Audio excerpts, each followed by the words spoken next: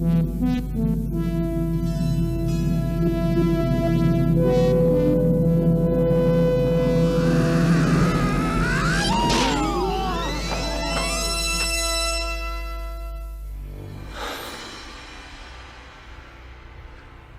know Kung Fu.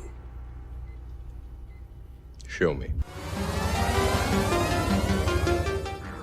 You are the new student. Come closer.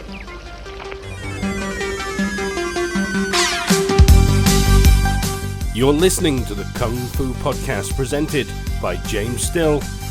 I don't care if it's Muhammad, Imard, Bruce Lee. And Steve Newby. This is the original 5 Fingers of Death right here.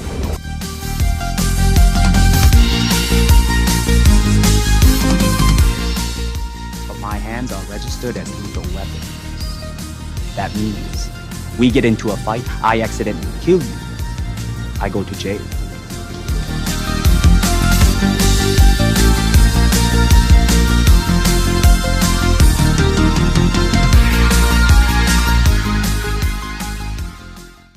Good stuff. Are you eating or something? No, I've just got a tablet. I've Oh, got right, to drink a Coke. I need some sugar after tonight. Yeah.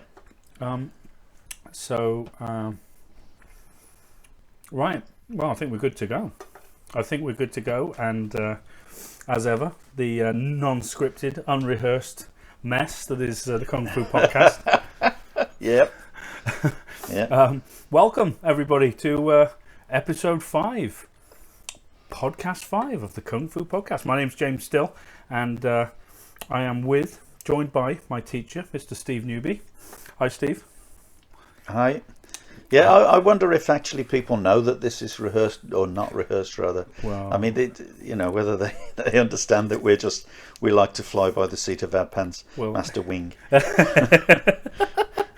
I mean, it's hardly a polished podcast, is it? You know, I mean, if they don't realise. Not interested in it. No, I want to talk from the heart. I want to talk. So sometimes I'm going to struggle with words, the same as you are. I mean, you're just asking the questions, I guess. But I'm going to struggle with words, and I'm going to, obviously, often I'm just talking straight out my head or out my ass or wherever people want to. And people can make their own decisions as to whether I'm making sense or not. And that's basically it. That's what we're doing it for. We're giving people the opportunity to get at least one version of truth. Well, now, whether they, don't believe it, or whether they imagine that, martial arts is some kind of amazing thing that teaches you to levitate and fly and whatever, then that's up to them. Yeah. But, well, you got to be. Let's just give them a reality check. Yeah, but you got to be careful when you start. Maybe they can do the same for us. Well, you got to be careful when you start saying the truth, because it is your truth. So you're not the be all and end all of martial arts. I'm sure you'd agree. Yeah. Just bear with me a second. I'm having a little sound difficulty here. Can you speak? Hello, testing. Yeah, 1, 2, yeah, 1, 2. I got it. Yeah, You got it. I got a really bad. Yeah, I got a bad connection for my mic when it goes in when the earphones go into the mic. Right. Thing. So, okay. But that's good. Yeah, I'm good. Yeah. So, I was thinking, as always, getting some inspiration for this podcast. So I was watching a Wing Chun vid on YouTube, as you do. The thing about Wing Chun is it's probably the most proliferated style of kung fu in the world. What do you reckon about that?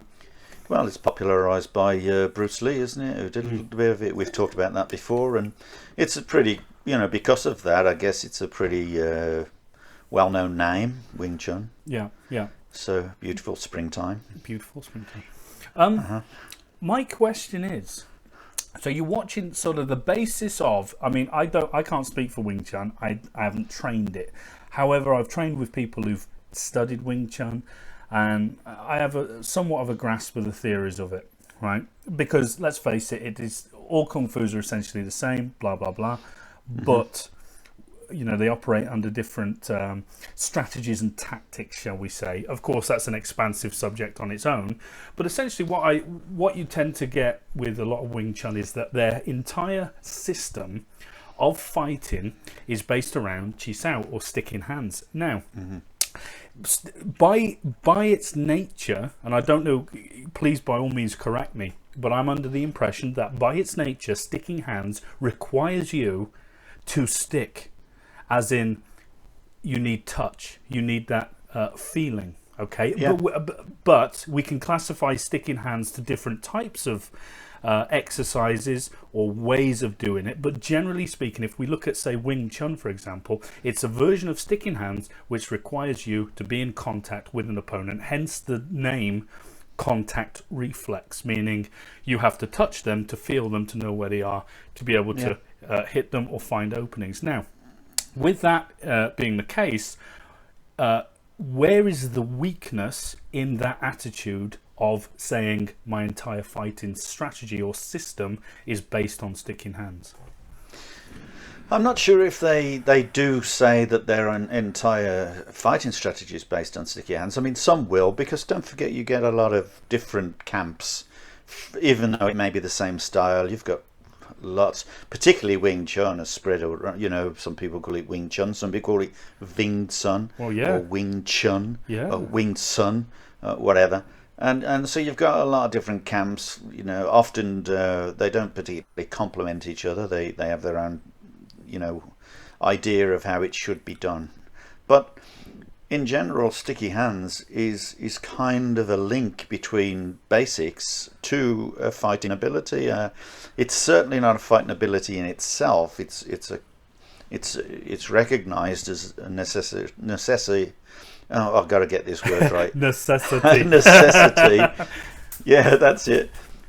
For training, for sensitivity, and it is an amazing. It is unique to Kung Fu, and they particularly concentrate an awful lot of training on that. But it's not a be-all and end-all to fighting. It is just merely an exercise, and often people who don't understand sticky hands or don't practice sticky hands in any way miss the point about that kind of training. They look at you kind of working together, and they say, well, why hasn't he punched him yet, or why hasn't he done this yet, or why hasn't he done that yet, or why doesn't he just kick him in the groin instead? Your exercise, it's a pure and simple exercise for sensitivity, and we need to I guess get that out there and make sure people understand that sticky hands is not a fight. So you can certainly do sticky hands competition, so that you are trying to be more sensitive than the other guy. You're able to feel his movements and therefore pull him off a mat, for instance. You know, they often have you know, competitions where the mats are raised. Oh, and yeah, so on. yeah. I mean, I've seen that. I mean, sort of Lau, the British Kung Fu Association has sticking hands competitions. But I think you'd agree, right? It's fair to say that not, you know, sticking hands competitions sometimes they barely resemble sticking hands, and it looks like a friggin' scene from, I don't know, Enter the Dragon. You know, when they put their hands together and Bruce Lee, whoa, bang, you know, and hits him. And then that goes, and it sort of escalates into something that looks incredibly scrappy and everything that you would assume sticking hands is not. But you know what? A lot of martial arts look like that too. You know, they look great when they're doing their forms and so on. Then they come to fighting and it all goes to pot. And the reason for that is they just don't train it enough. Right. It's simple, you know, and particularly, I mean, I can speak for the BKFA. I know that they don't train enough of it, and I'm sure they'd like to. I'm sure a lot of camps would like to, but a lot of them are very involved in more tournament strategies and so on. So their fighting is really much more loosely based on competitive fighting, you know. Yeah. And you know, I was the instigator of the rule that suggests you have to be sponsored by your instructor in order to participate in those sticky hands, because that were becoming such a mess that people were, you know, just getting poked in the eye or kicked in the groin. I think a lot of it is people don't understand the difference between training sticking hands for an exercise in sensitivity, as opposed to training sticking hands and finding fighting applications from it.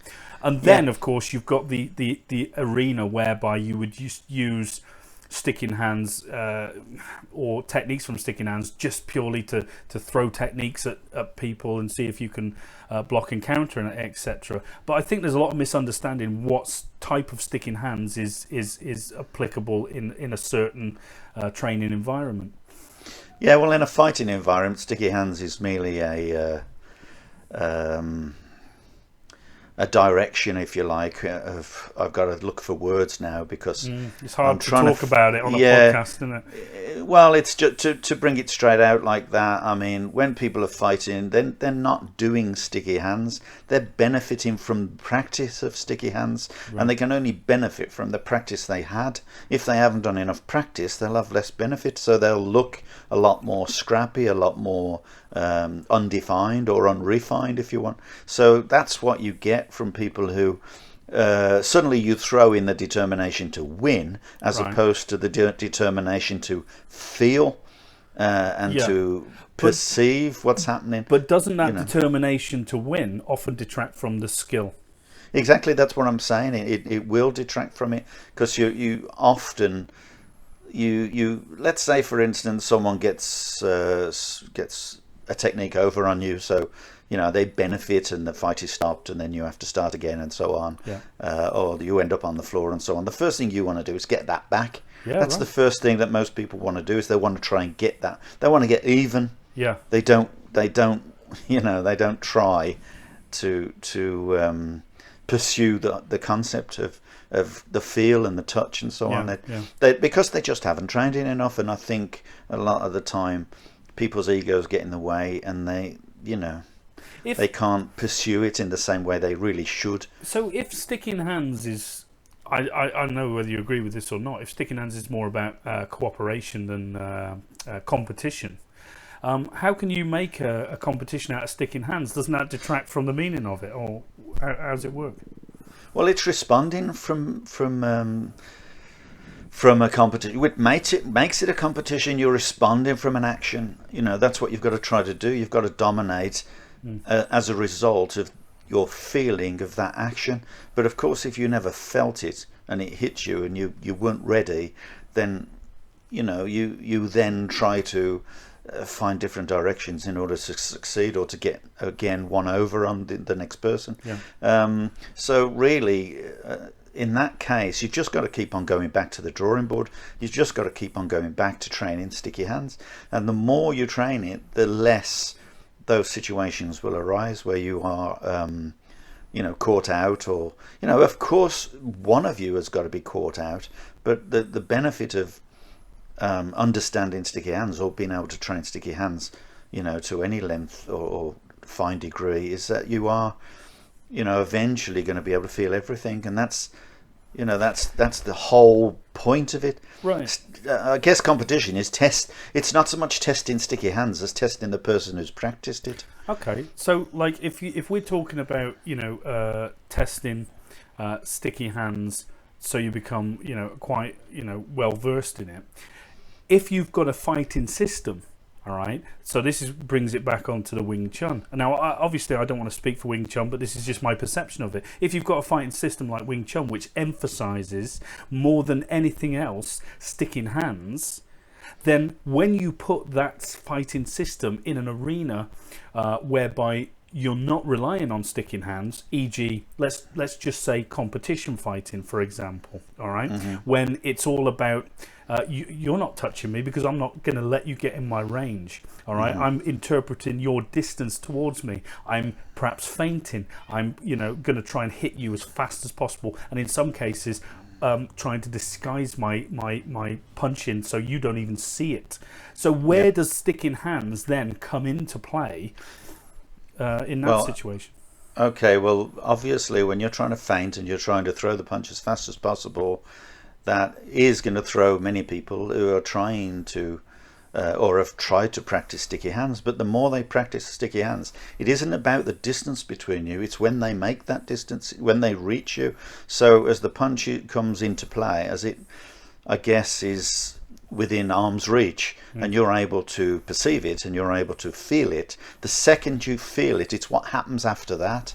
Because if they're going to retract that arm, you're going to be capable of feeling that retraction, and you're going to be able to follow it, or you're going to be able to respond in the correct way based on the information you're given from the movement of their body. So if they're retracting the arm, you're going to be able to follow with your punch without taking your hand off it, so you're covering it and striking at the same time, and obviously moving your body into a much better position, prepared to continue and follow on that attack. So it's about the feel of the immediate connection. It's the same as in real fighting, in self-defense. Someone grabs you, immediately you respond by touching that arm, by feeling that arm, by locking that arm, by damaging that arm, by doing whatever you want. But you have control of that arm now. When I say control of it, I don't mean total control of it. I mean you have a perception of that arm, so you know what the arm's going to do. So if they do let go, you're not just going to let them let go. From then on, you're going to follow that arm, and that arm is going to lead you to their head. That arm is going to lead you to their body, and so on. It's going to lead you to the direction they're trying to go, so from that point on every step they're going to try to make. That is what Sticky Hands is trying to create, trying to devise. And the more you practice that, the better you will get at it at speed. But if you don't practice it enough at speed, then of course you're never going to be able to use it in competition, never mind real fighting. And so the slower you learn initially, the more you will pick up. The slower you practice, the more you will learn, and then obviously you've got to start to increase that speed. But you've got to have two like-minded people who are both have thrown away their egos and are both working together to try to get the sensitivity working, not to find out who's going to be the best. You can always check that out later. You can try that with a lot of people. See if your sensitivity does work and not just work on the person you practice with. And of course try to practice with a lot of people. But isn't it so that the irony is that because people just don't practice it, or maybe don't understand Sticky Hands, they don't employ it so much in their classes, so less people practice it, so less people understand it, so less people can do it with you. You obviously you end up with nobody to practice with, no one to train with. So it's one of those training methods, one of those arts, if you like, that is on the brink of extinction, except for the martial arts that do really try to sustain it, because it is one of them, and Wing Chun is a good example, because it's one of those things that they kind of rely on as a direction from basic movement to a fighting process. But whether or not it's obviously it's debatable whether or not they're relying on it too much, because they would expect everyone to fight in a similar way to them. Straight punches. They don't necessarily pursue other things, but it depends how good the martial artist is, whether he's done Wing Chun or whatever. I mean, if the guy isn't doing Wing Chun and he decides to fight a Wing Chun guy, and the Wing Chun guy is relying totally on that feel, if he's good enough, let's hope. That's what it's all about. That's what Sticky Hands is about, is to allow someone to know every person they fight. But you've got to understand the concept of sweeping, you've got to understand the concept of feinting, and all these things are going to be, no matter what style you do, have got to be a real important ingredient in the combat, in the fight. Do you think that Wing Chun's over reliance on Chi Sao as an interpretation of fighting is to their detriment? I don't do Wing Chun, so I can't really comment on that. I've seen some very good responses in them doing Sticky Hands when I've watched videos and so on. But I mean, I did do a little bit of Wing Chun. Never got to Sticky Hands and that in their style. I don't like the way they do it. simply because the way they do bong sao, the chicken wing block where they raise their elbow high. I would not like to raise my elbow high because it exposes your ribs and your armpit. But they would argue that, well, wait a minute, I'm blocking the arm, so it's not exposing me to anything. Well, that depends on what the other gun can do. Yeah. So, any technique that exposes you in one degree or another, isn't great. But of course, I guess you can say that every technique that is an attacking technique will expose you if you've got to go from your body being A and their body to their body being B. That distance between A and B means that your arm is extracted out, and you're going to be exposed above it and below it. So it all depends on what you're doing with the rest of your body, and your perception of it, and indeed the feeling as well. So the sensitivity. So it's a catch-22 situation. Having said that, it isn't just about kind of discussing Wing Chun with sticky hands. I'm using Wing Chun as a point of reference. Because they do. Yeah. Because I want your opinion on if we're learning Kung Fu, and we just train sticking hands and we say, oh, that's all we need to know for fighting, then I would argue that's not the case.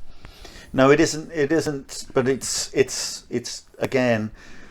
It's not fighting per se. No, it's not fighting. It is sensitivity. So you can use any technique within the pursuance of a pushing hands exercise.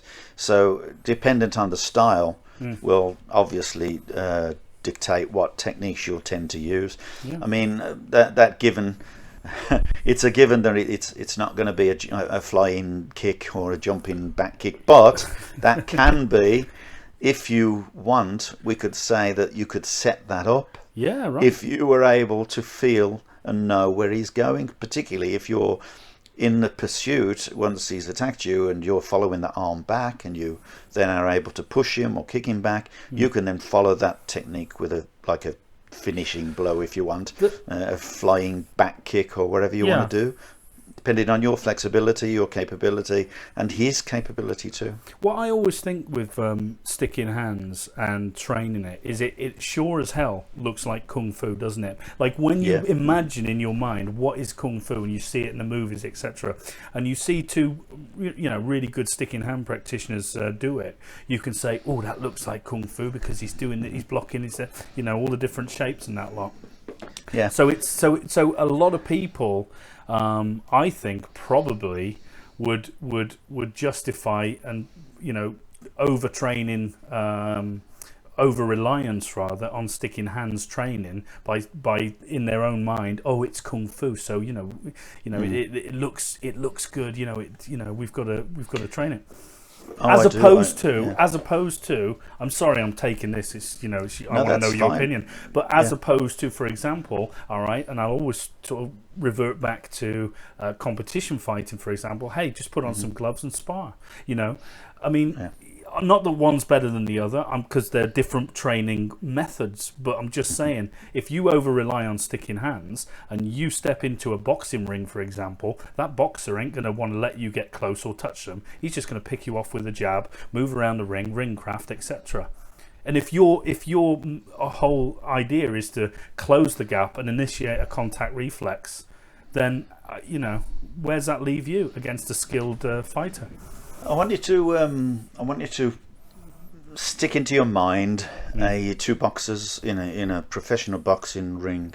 Yeah. They're slugging it out, okay, and one throws a punch to the other. The arm goes around his neck. He feels his neck, okay. He feels where he can throw the next punch because he knows where that guy is going. Yeah. Because he's got his hand against his head, the punch has gone out, the glove is sitting on his shoulder, it's sitting on his head, by the side of his head, and he sees how that guy is moving, even though he can't literally, it's so close and so fast that he can't see it with his eyes. He can feel the way the guy is moving. Yeah. So he will automatically throw the other punch, whether it's going to be an uppercut, whether it's going to be a hook, the other way around, from the other side, where he's going to back off, where he's going to feel the guy throw a punch, so he's going to duck it. Now just imagine, and I would suggest that without understanding it or without pursuing it, to a degree, sensitivity comes into play when the boxer is that close. Yes, 100%. Right? Yeah, and that is what we're talking about in terms of sensitivity training. In Kung Fu, they train it specifically as a science and as an exercise. In the boxing, they don't. They just come to rely on it. Yes. Naturally, it becomes a natural phenomena that they feel it, because it's like a guy driving a car and he knows, how the car's going to react from experience previously. Mm-hmm. That's all it is. It's just just the way it works. But in to use the boxing analogy there, the boxers have got to be it's seriously close range for them to perceive that. Yeah. What happens so when you're sticky starting hands, at a people? Yeah, but what if I'm asking you, what happens if you're Okay. at a distance to start with? Well, you can't do sticky hands at a distance. No. That's the thing. You stupid James. No, you're just going to be throwing the first technique, and the first technique to within range of the other person, if they can touch it with their hand or whatever else, because you can do it with your legs as well, then that dictates what's going to happen next, depending on the guy's skill in sensitivity. With his sensitivity, can he feel where that punch is going, or does he just want to hit the guy, and so he completely ignores what the other guy's doing? And remember what we said last time: if you know what your partner is doing, if you know what your enemy is doing, if you like, you've got 50% chance of winning. If you know what you can do, you've got 50% chance of winning. And if you know what he can do and you know what you're capable of, you have a 95% chance of winning, or around that. Yeah. So, but you cannot, and you cannot do sticky hands unless you are practicing your sets diligently, and you've got to not just practice the movements until they are perfectly aligned. Every time you make the same move, it goes to exactly the same spot with exactly the same muscle energy, the same position. Doesn't matter what you do, you've got to practice those movements, because you cannot, and of course you cannot do sticky hands unless you understand what those movements are for, because you can't use them. If you don't know what they're for, you can't use them. So you can do a set all you like, but until you understand what that set does and understand what the movement is for, or you have an idea of its use or a choice of uses, which it should have, then you cannot pursue sticky hands, because all you're doing is constantly parrying, because that's all you can do. Right. So unless you understand what follows through from that technique, or how that technique would develop from one technique to another, as in a form, then you can't do it. So yeah. I remember going to a brown sash course with you once, and I remember we were doing sticking hands, the exercise. I think it was just like a rolling punch drill exercise. And the guy I was doing it with, he had a bit of an ego on him, and I know he'd done Wing Chun before, and instead of just doing the exercise, so we were bound within the confines of just a single technique exercise, but sticking hands together, a rolling punch, a gao choi. Instead of just doing that, he wanted to start throwing techniques. Now when you get some people you train with who think they're above the training lesson or whatever, and they just want to escalate it, and it went on like that, and in the end he started trying to just slap me, and in the end I just when you're doing sticking hands and you just you let go with one hand, I slapped him across the chest, and then I brought my hand up to a slap, and I slapped him across the face, and and his glasses went flying off, and I thought, bloody have that. But then I think it was Morag who came and said, boys, this is out of hand, you're not doing this, and because she thought we were just fighting, but I was like, no, I was just doing that because he did that to me, and I was just like, oh no. But you see how it escalates when people don't understand the exercise as opposed to fighting.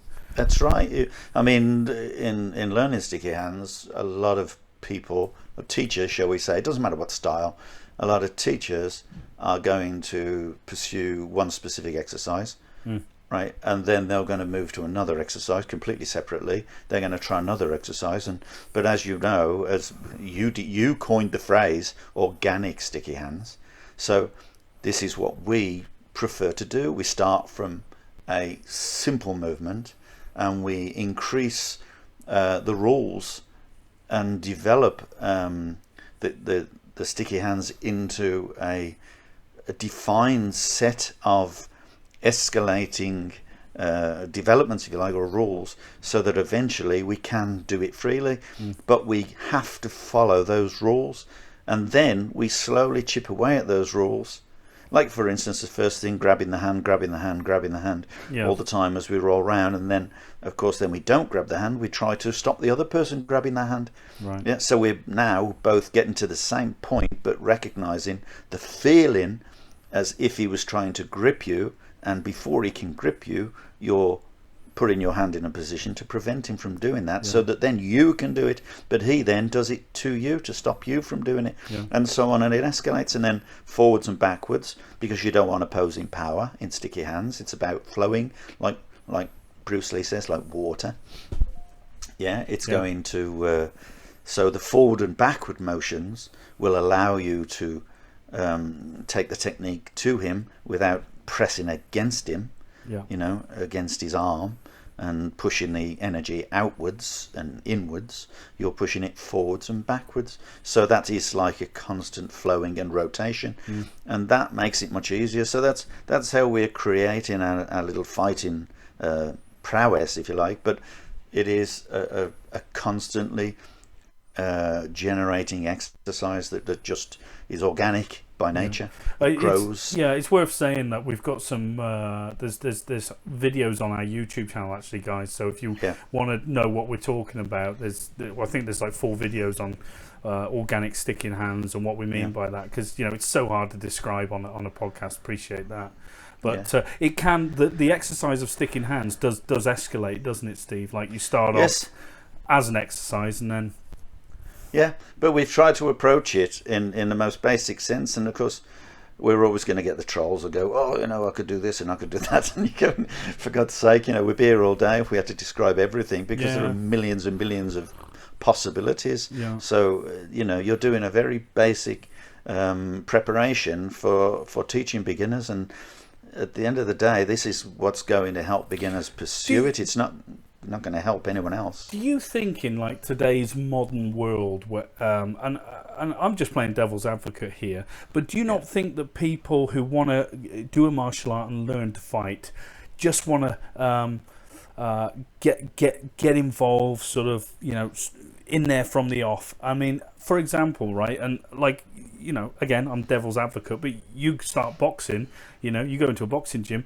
you're throwing punches at each other, it feels a lot more like you're fighting. Whereas if you start, the pursuance of Kung Fu, and you start doing sticking hands, you're like, this is all great, this is nice and gentle and flowing, and I understand the energies and all the rest of it, but it doesn't feel like fighting. I don't get that sort of, that fix, if you like, that I would otherwise get if I was dancing around a ring, jabbing at someone, then, bobbing and weaving, etc. Do you know what I mean? No, I know exactly what you mean. So you're walking down the street, and you look through a doorway, and you see this old Chinese guy moving meditation. You see him doing various techniques slowly and repetitively, and you'll carry on down the street a little bit, then you look in a second doorway, and there's a guy there who is holding a set of pads, and there's a guy punching those pads rapidly and going crazy, and dancing and so on. Which one are you going to join? Oh, I'm going to join the guy hitting the pads. Of course you are. Exactly. That's the whole point. Yeah. But the whole world is made like that. Yeah. So, yeah, that's why you have brick houses and straw houses. You have a good foundation, and if you build that foundation, you'll have an extremely good fortification. If you want to, build on straw, then do that. Well, the guy in the window doing the slow move in meditation probably knew more than that other guy hitting the pads will ever know. Yeah, but this is my point, you see, a good foundation. Now, most people are not prepared to spend the time to build on a foundation. And arguably, a lot of people will say, yeah, but I don't need that foundation because, I'm punching and kicking, I can do it. But you can do it with people who are doing the same thing. In other words, people who have a like-minded situation. That if you want to do kickboxing, then you're going to be fighting people who are doing kickboxing. So let's just put it this way: you go to a kickboxing class and you start doing it to the rules of the kickboxing, and someone's there and can do sticky hands, and they feel you and they thump you because they're skilled in other ways, and they sweep you and they kick you in the shin. Well, that's not in the rules. That's not fair. Well, he's not interested in your rules. He's interested in his own ability to defend himself. He's not trying to he's not built his ideology on straw. He's intentionally not going to fight your fight. So, if you're going to do everything to rules, and sustain your whole fight through the pursuance of rules, someone's going to completely and utterly, crap on your rules eventually. Yeah. So, it's like a boxer goes into the street and is a professional boxer, and you're telling me that no boxer has ever been mugged. I'm sorry, that's not true. Yeah. People have been mugged and murdered, and they're boxers, because they don't pursue the same ideology as the people that have lived their lives in the street doing that. Yeah, they're sort of they're reliant on that sport sort of when the ref says stop, I stop sort of mentality, and I get what you mean by that. Oh, that's better. Oh, we're back. Sorry about that. We had some sound issues. You're fine. So no, I'm just very interested in sort of the Western perception of how useful the martial arts are in terms of the certain exercises you do, whether we're talking about sticking hands, weaponry, etc. You keep moving around. What are you doing? I've just what I've done is I've just got a big my computer, my laptop desk, which is I'm stuck on my lap. Yeah. So I've put my laptop on it, and so now hopefully everything is nice and smooth. Because earlier, when you said it went off, it's because I actually put my laptop over the top of the mic, so that's why it went a bit low. So, it's the consummate professional, as you know. Oh, absolutely. Yeah, so there you go. So winging it, master wing. So what I was saying was, I'm just interested in the Western perception of the martial arts by people, and and what seems useful to people in this modern day and age, as opposed to for example, right, we look at traditional kung fu training. First thing you really do in the old days, old days, was probably go into a horse riding stance for an hour, but you can't do that in this day and age because it makes no sense. It makes no sense to people in their mentality because they. Yeah. Do you know what I mean?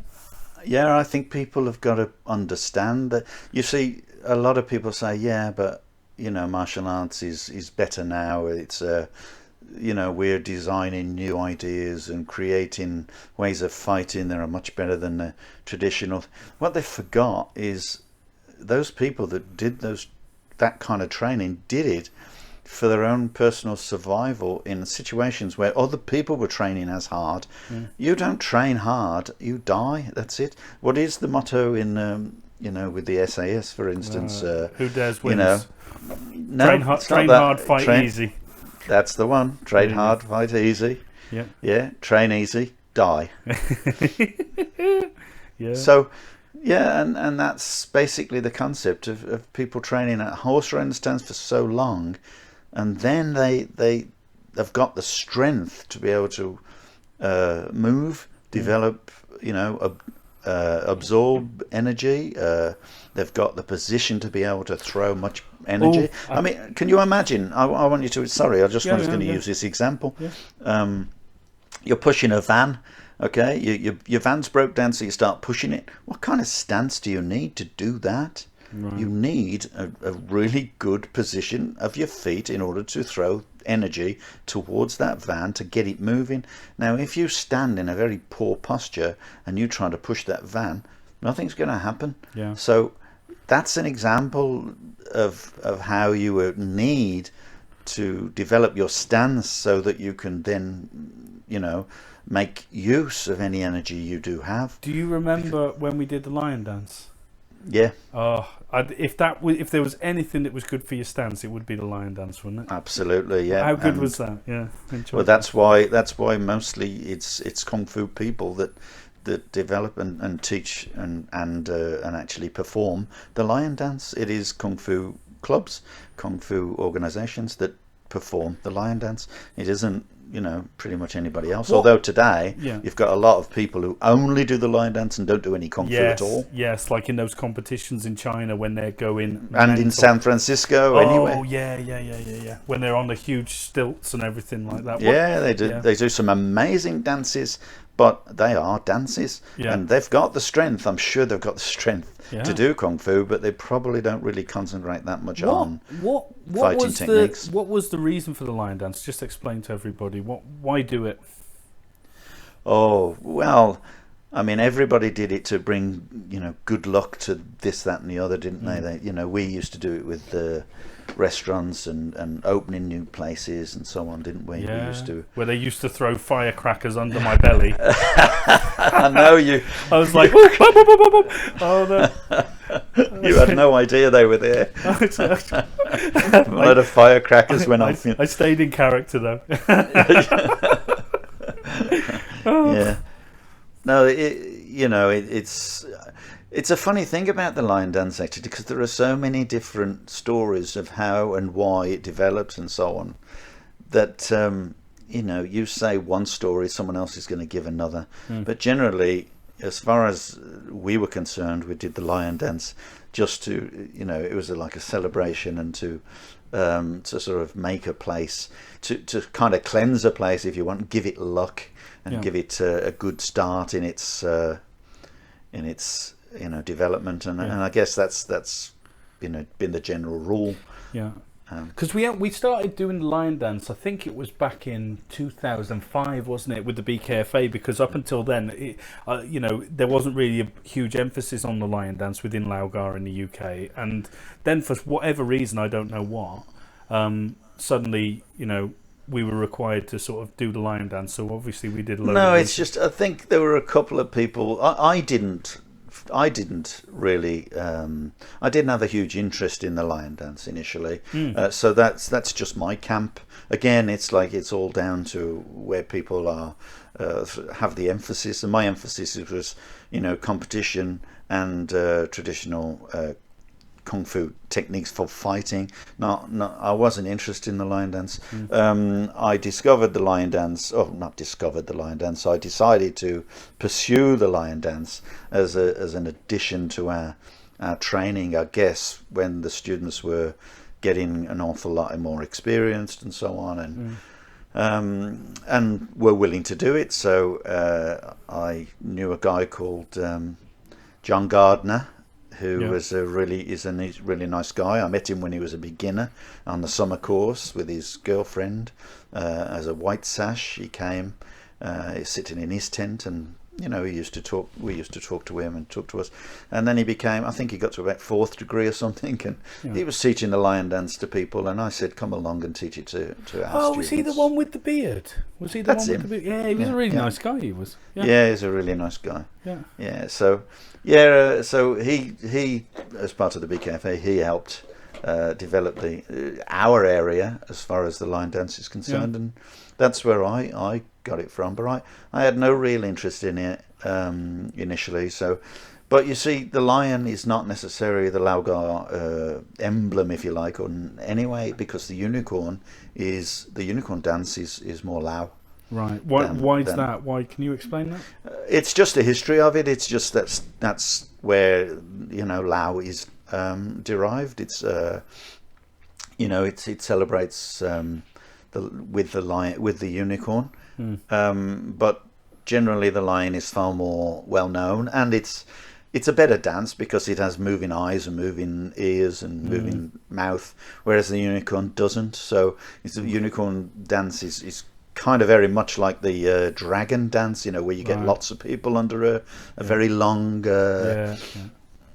a very long sort of costume. That's the thing about the lion, though. Like going back to like with the moving parts and that, what people don't realise, it's essentially a big wicker basket covered in paper mache, isn't it? And on the inside you've got certain strings and ropes, which when you pull them, they sort of close the eyelids or move the ears. And you control the flap, which is the mouth and everything, and it's quite animated as well, isn't it? And the back guy, because there's two people. He works the tails. Yeah, that's right. Yeah. No, he wags the tail. Yeah. And it's and you know, it's called a foo dog for a reason, because it's like a foo is tiger, and it's represents like a foo dog, if you want. I don't know why it's like Chinese and English terminology, foo and dog, but it basically is a lion, because a lion is a tiger without the stripes, it looks like a dog. How many people go, "That's a dragon, though"? It's like, no. Yeah, I know, yeah. Yeah. But I did, and I do like the lion dance, and I do like teaching the lion dance as well, but it's again, it's something that you have to get committed people to, and really work on. Otherwise, you know, you lose it very quickly. And we did do we participated in competitions as well with the BKFA and so on. I think we came second in the first ever BKFA competition, didn't we? And people came up to us and said, you know, yours was the best, but it wasn't traditional enough. It wasn't traditional, you know, because we made up our own music. We did the drumming the way we wanted to do the drumming. We did it in a much more modern sense, in a very similar kind of. It was like AC/DC. Come on, that was awesome. But no, it wasn't. It was traditional drumming, but you know, it was. It was kind of going in along the same kind of lines as the guys do in San Francisco when they do a lion dance. Not so athletic, because we don't pursue the lion dance in the same way they do, of course, but it did have the same kind of realms. It did have the same kind of desired effect, rolling around, you know, wagging the tail, all the rest of it. And yes, it was more of a modern approach to the lion, and that's why we didn't win. No, but what I don't even though it was the best. Yeah, but even though people said to you, and that's happened to you before, and we'll talk about that in a sec. But but when they say, oh, it wasn't traditional enough, right? What about the story of Master Yao's grandfather's teacher? Am I right? Yeah. And was it Wang Gung Wing? Wang Gung Wing. And you explain it, because you know. Well, he wasn't a rich guy. He had a basket. He used a basket as a lion's head, and people would laugh at him when he came to perform the lion dance with his kind of you know, effort of a lion. But he would win, because the rule was basically that if you win the lion dance, then you win the other people's lions. Yeah. And he used to walk away with a lot of other people's lions, because he was extremely good at the lion dance. But it was that's the story that I have. But it was other martial art clubs, wasn't it? Because each martial art club had a. It's Chinese New Year. They celebrate Chinese New Year with loads of lion dancing, and it's competitive, and they they used to pursue it in that way, and he was very successful in winning those kind of competitions. Yeah, yeah. So it's funny that how yours was the best, but we didn't win. But we're playing to the crowd. Do you know what I mean? Exactly, we've got fans out there. We got fans. What about when you did a set and everybody and it was at when was it, the 30th anniversary celebrations or whatever? We've got that video on YouTube. And again, I don't want to go to I'm not here to badmouth anyone, but I'm just saying that people came up to you and said, Steve, your set was the best, didn't they? Which is nice. I did get that. It is a matter of opinion, of course, but I was at the car park and people walked up to me and went, we loved yours. Yours was the best. Sort of thing. So yeah, I do kind of blow my own trumpet in that sense. But of course, there were people that really worked hard and really trained hard, and they did their weapons and so on, and it was stuff that they made up for themselves as well. So they really worked hard on developing their own would you take on it. Would you say? I mean, Lau Gar as a style, it isn't a really showy offy style, is it? No, it isn't. I can talk about Lau and as long as you like. It's at least I have some kind of knowledge in Lau. That's so rather than Wing Chun and but how many times have you said to me, Kung Fu is essentially the same techniques, just interpreted in different ways. So when I mention Wing Chun, I'm simply analysing strategies and tactics of their training or maybe their fighting. But I think I was going to say I think you could have assimilate the two, because although their direction is they have a limited sets. It's just the history that has created this. They do have a limited number of forms in their style. That doesn't mean anything. That just means they practice them more. And obviously the sticky hands is a massive emphasis, as we've talked about. But as far as the Lau is concerned, it really annoys me how people will sometimes come to you and say, well, there are so many sets you got to learn, so many moves and so many this and so many that. And you just wait a minute. They're the same moves. There are additional moves and additional concepts added every time you learn a new set.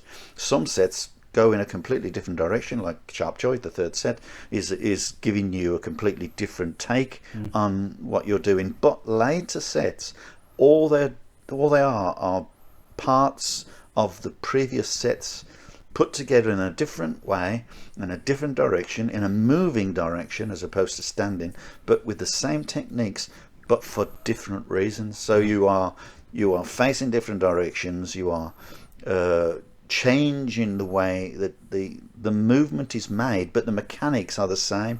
So if you study the sets properly and you train the first sets, then when you come to the later sets, you'll realize that those earlier movements or those earlier techniques are exactly the same. They're just done for a different reason, a different angle possibly, or a different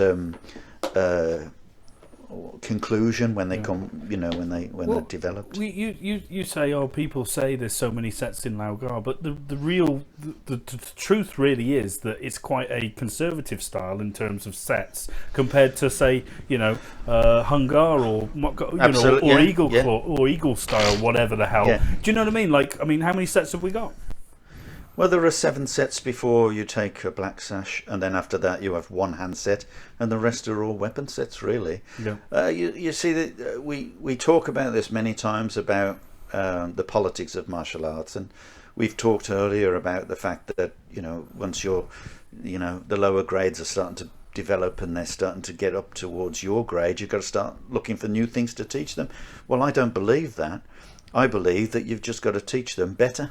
You've got to make sure that they understand the movements better, and therefore you've got to understand them better. You've got to digest them better, because they may do the same sets as you, but they don't do it in the same way as you, or for the same reason. Or for the same reason, right? So everyone's got a different reason to do the set, but everyone's got the same reason to practice. So it really is important that people appreciate, first of all, that they're being taught new things about the same form, new ideas about the same movement, So, but people often, there are instructors that cannot do that. They only know the movement for the sake of the movement. They don't understand the movement for the sake of its use. And many people really fall down on that. And again, I've said this on other podcasts where you can watch a high grade perform a form, and he will perform it in exactly the same way, albeit fluidly, more fluidly anyway, than when he learned it. But he would be doing the movements in exactly the same size. He hasn't digested it. He doesn't understand that movement shouldn't be done in that way. It was taught that way so he could understand it. Can you imagine someone coming to your club and you're doing a set at like lightning speed, and then they go, "Oh, can you show me again? Can you show me again?" Oh, and then you do it lightning speed. Can you show me again? And it's only lightning speed, not because you're doing it faster, but because you're doing it more economically. Yeah, sure. And that's how it works. Yeah, it you always becomes say, a more economical movement. Yeah, well, you always said the smaller the move, the faster the fight. And since the essence of Lau Gar, is speed. We want to finish the fight. Why is it the sets in Lau Gar? Why is it the sets in Lau Gar are, relatively short compared to, say, you look at a set in Hungar? I mean, for Christ's sake, by the time he starts stopping, doing iron wire palm, I've done the set 5 times in that. You know what I mean? That's exactly the reason you're able to practice a lot more. It's the pursuance of the need to fight, not the pursuance of the need to look pretty. So it's known as an ugly style for a reason. Okay, although I would argue it's not necessarily ugly, it's certainly not big flamboyant movements, and certainly as you learn it, those movements become shorter and shorter. So they're built on repetitive strength building techniques. By practicing it, you're able to obviously develop those techniques anyway. It's the choice of grabbing 2 bricks with your fingers and running up and down for a while and just do that for years, or picking up about 10 bricks at a time and doing your best to try to carry those around. But it isn't going to make any difference how strong you are, how powerful you are, if you ain't fast. Right.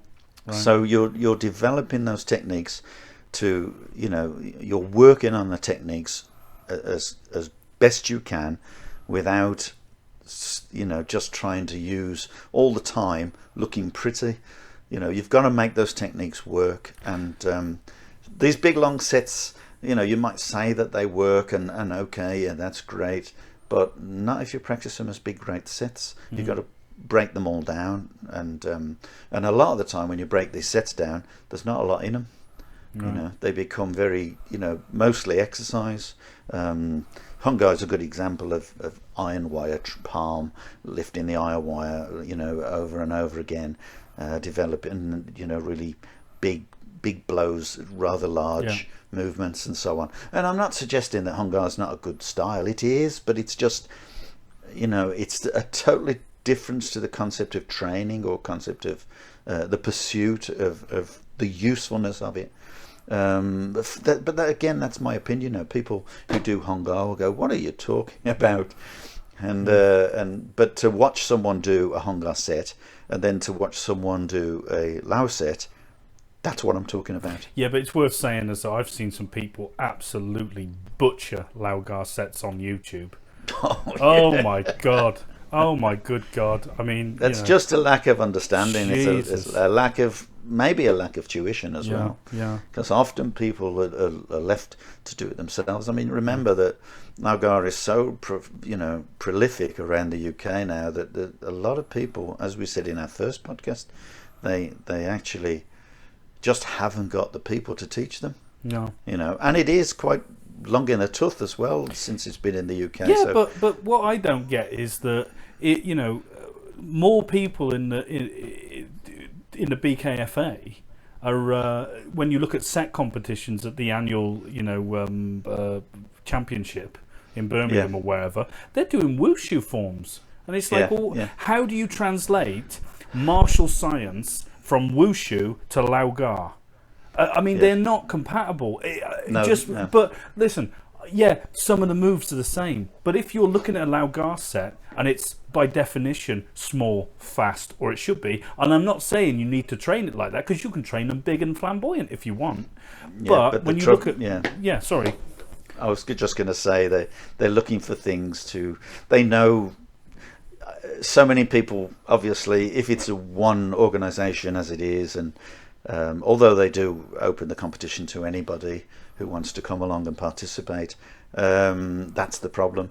They open it up to other people to participate, and then they see these long flamboyant sets and they go, oh, that looks good for a competition. So, and of course they're very good for a competition. They look great for a competition, for Hoksonying, for Hokwanying, these Hung Gar, tiger and crane, combination sets, and all, and then these wushu sets and so on, and the tai chi forms, and they all look great. They all look, really much more kung fu-y.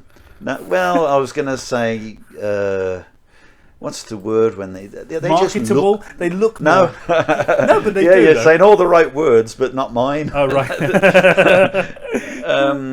Aesthetic is the word I'm looking for. I was going to say that. Oh, well, that was on your cue, wasn't it? That was in your queue of words. Yeah. No, but how? They're far more aesthetic, and people see them and they go, oh, well, I'd like to learn something like that because I've got more chance of winning the competition. So then, of course, the style goes out the window because they're no longer looking at showing off their style. They're more interested in winning the competition with something that actually isn't even their style. And then and what that leads to then is people go, oh, I'd like to learn all that. Then they start shopping around, they start going to different clubs or different organizations, start getting a different perception of what martial arts is. They're looking at a completely an aesthetically pleasing dynamic. And rather than the fighting aspect, they already know they can fight better than a lot of people, and they go into these flamboyant things and come out with all this, sometimes it's absolute crap that they come out with, and but this is big, and this can do this and this can do that. Well, you had all that previously, and you just, all you've done is lengthen it. When people go out and they do other martial arts, and then again, this is down to my opinion, if you have a whole style and you stay at that whole style all your life, you'll pretty much learn every which way that you can use that style. When you learn part of that style and then go to another style to learn something else, then go to another style to learn something else, you actually increase your inability, if you like, to actually learn anything, because you can't, often they're not compatible anyway. So you're constantly at edge, you're constantly at arguing. You're fighting the styles or you're fighting your own understanding of what you're doing. Well, you look at the differences between Lau Gar and Hung Gar, for example. They're huge. Like in terms of the gross movements of Hung Gar. They're not saying that Hung Gar doesn't have subtle movements. It does. But you look at, I've seen a load of sets on around the place and whatnot, and they just look so big and so powerful compared to Lau Gar. So if you transition from Lau Gar to Hung Gar, surely are you not swimming upstream, or are you? Again, it's not just that though, is it? We all have a go at doing a little Tai Chi and so on, but I do Tai Chi. I teach Tai Chi, but I don't teach Tai Chi for the specific purpose of doing it as a martial art. I enjoy doing Tai Chi and demonstrating what the martial art implications are, but I do not teach it so that the people will learn it as a martial art. Yeah, but I think you teach Tai Chi and you practice Tai Chi in a similar way or manner than you would practice Lau Gar. So you're not overemphasizing big wavy punches. You're still doing quite short punches, but you're doing them slower and more deliberate. Do you know what I mean? Yes. So I'm bastardizing Tai Chi. Yeah, that's exactly what you're doing. You're bastardizing Tai Chi. But you see, my whole pursuit of Tai Chi is just for health, for people who Yeah. are not necessarily interested in martial arts. It's not, I don't do Tai Chi for martial art, the same as like 90%, or probably 99% of the people who actually train martial arts. I know that we've been to places where we've done demonstrations, and there have been other Tai Chi groups there when we've been doing the martial arts, and we've spoken to them, and we go, oh, that's a good martial art, and they're going, oh, this is not a martial art. We're saying, wait a minute, you're doing Tai Chi, aren't you? Oh, no, this is not a martial art. Tai Chi isn't a martial art. They just don't understand. They have no clue. Does it? So- I mean, it's Tai Chi Chuan is Grand Ultimate Fist. What's not to understand? They don't learn that much, and so when they do movements, often the movements have no physical, technical or martial applications in that sense. Do you think? I mean, I'm sorry to butt in.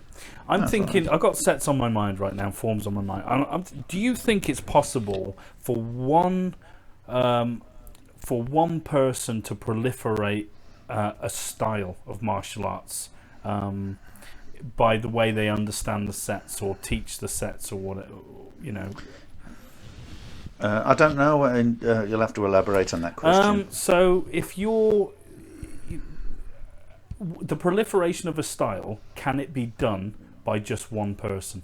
Or do you need a socially diverse group of people who all have different interpretations of things to come together? Can one person understand a style that well that they can continue it?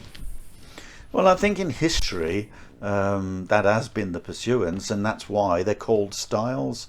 I mean, by definition, a style is something that one person prefers to another, right. And that's why you've got lots of different styles. But again, it's like, if you learn karate as an example, why isn't karate just karate? Right. Why is it Shotokan karate, Wadaru karate, Kyokushinkai karate? Why is it different styles?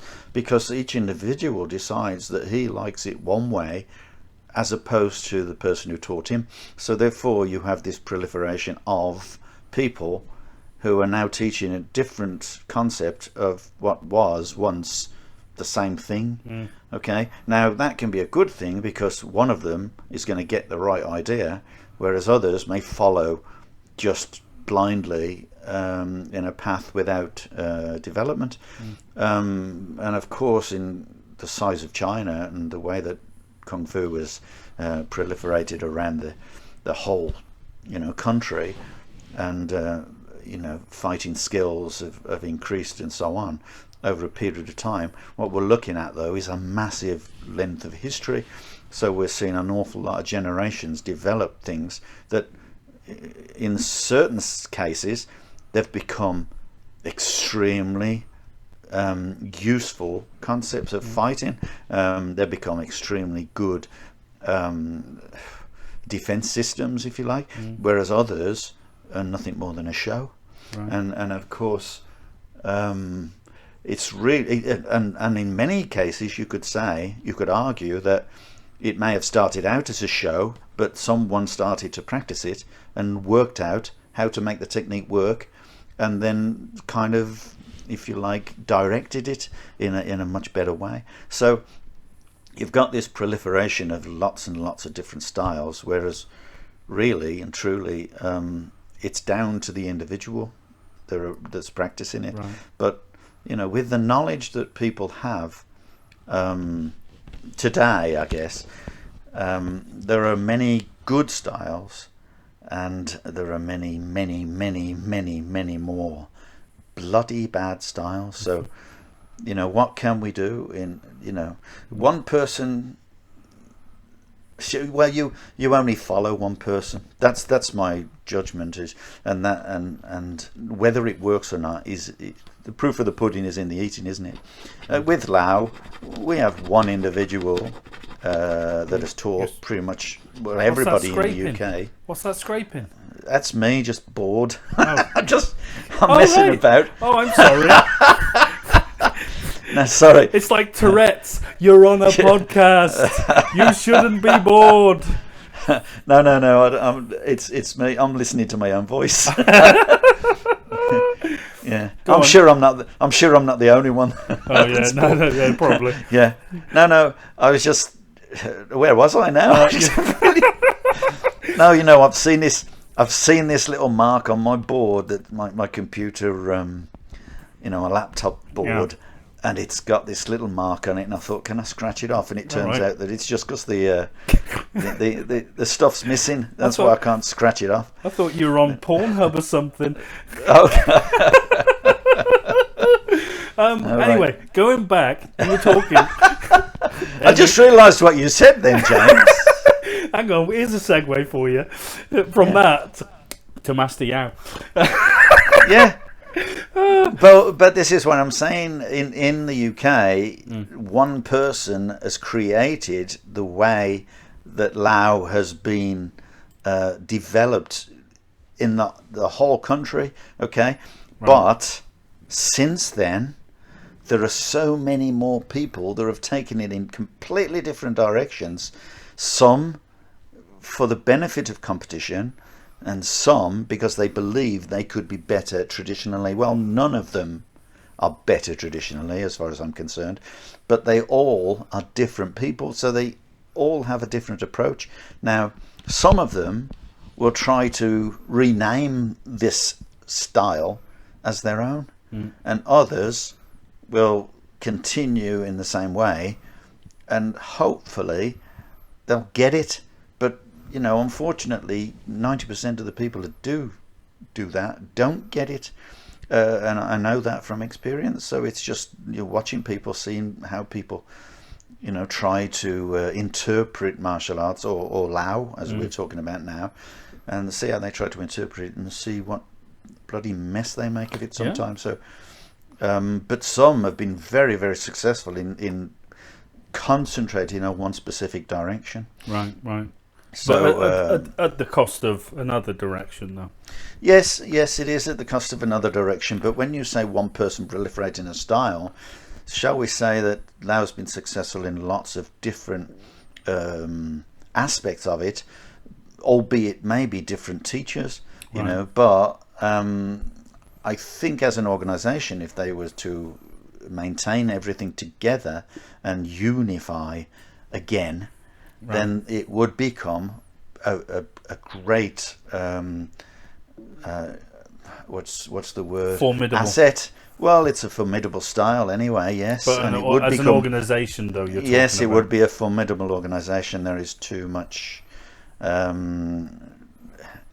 you like, there's too many people, you know, trying to become important, when really it's the style that's the most important thing. Okay. So we have to make the style number one, in terms of that is what we're all working towards, is to make Lau the most you know, successful martial art, not as ourselves successful, but as the martial art is successful.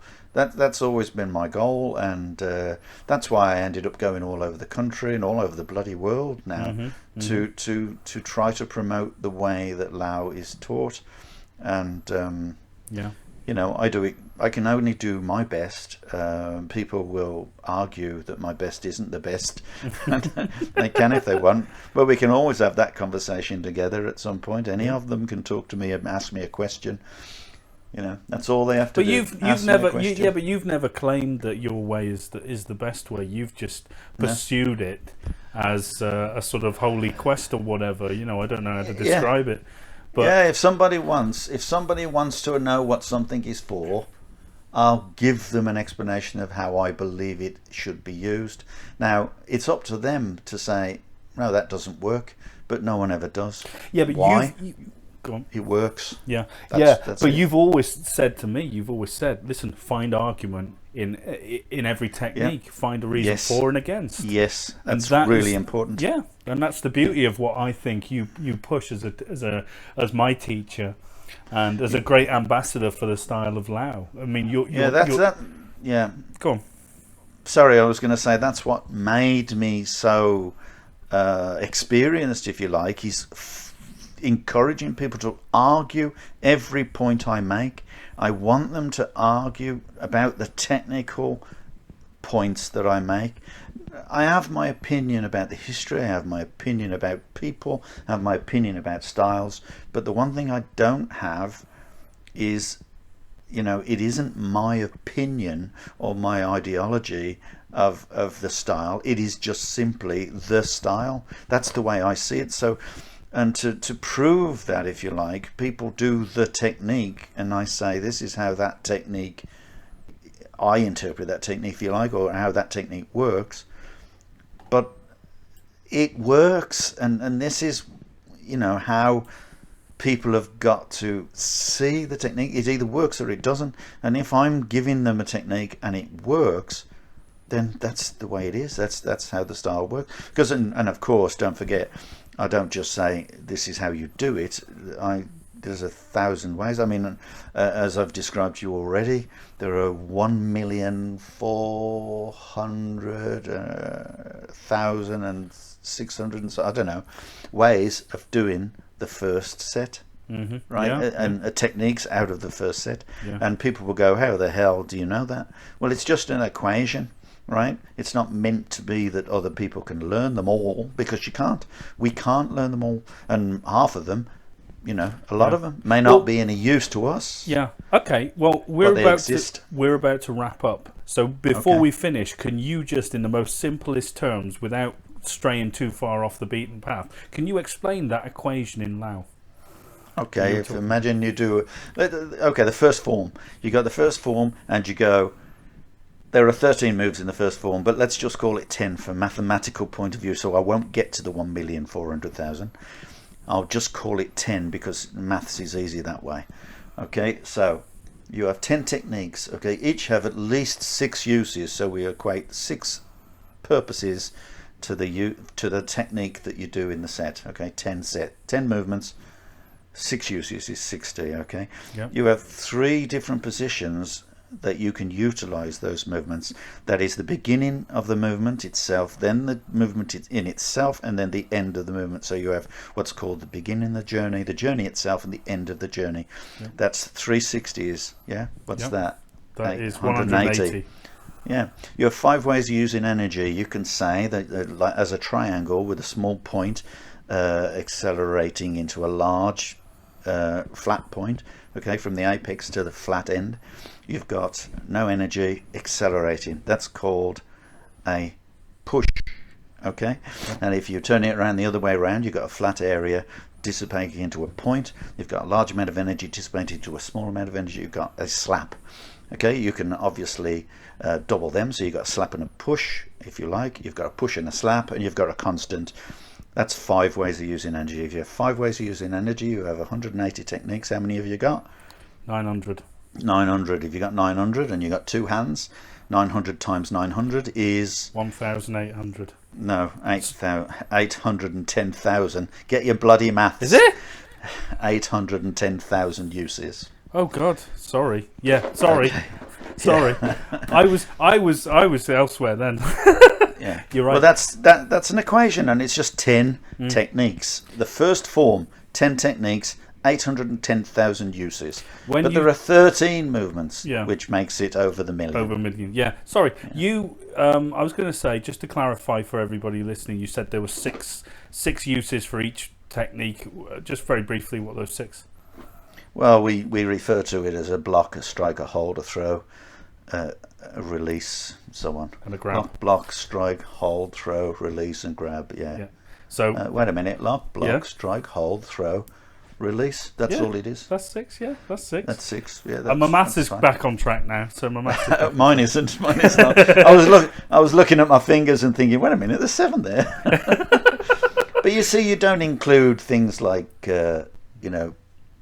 moving forward, moving pressure backwards. points, moving. Yeah, well, if you move forwards, move backwards, turn to the side, and so on, you're changing everything, and you're increasing the number of possibilities. So it's actually an infinite number of ways of using the form, and people have to understand that. And if they can appreciate that, the whole idea of creating this this equation is simply to say to people, look, there is no end to learning. Yeah, it's a constant development. Yeah. You cannot say, oh, this technique is for this, and then have done with it, because for other people it will have a completely different meaning. Absolutely. Right, Steve, we've got to shoot. I thank you so much. I know it got a bit sort of heavy at points during that, and yeah, Jesus, I know you almost fell asleep. You almost fell asleep. We're supposed to talk kung fu, aren't we? Oh yeah, and that's what we are doing. We're talking kung fu because the whole idea is to get an audience that are interested in listening to kung fu. But the thing they've got to understand is, we don't take ourselves seriously, but our knowledge is, we have a bit of information to give. Yeah. Whether people appreciate it or whether people agree with it or not, it's there for argument. So that's brilliant. That's what we want to do. We want to get people thinking. Well, hey, if you've got an argument, if you disagree with us, or you want to ask us any question or whatever, please get in contact with us on Facebook and via Messenger and that. Ping us over a message, and honest to God, we'll do our best to fight the case or to help you out, whatever the case may be. Guys, thanks so much for joining us on another episode of the Kung Fu Podcast. My name's James Still, and as always, I'm joined by my teacher, Mr. Steve Newbay. Steve, thank you. Take care of yourself. I'll see you soon. Yeah. Hello, listener. Goodbye, listener. Bye-bye. Yes, bye.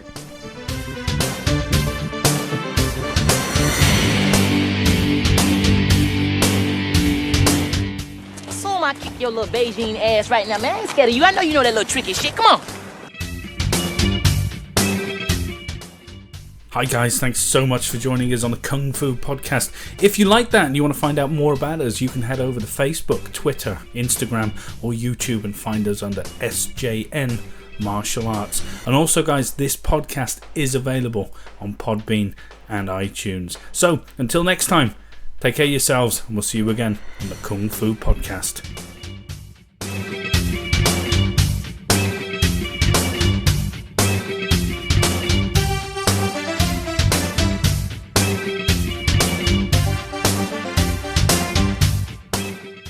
Guns. Now, why doesn't somebody pull off 45 and bang, settle it? No guns.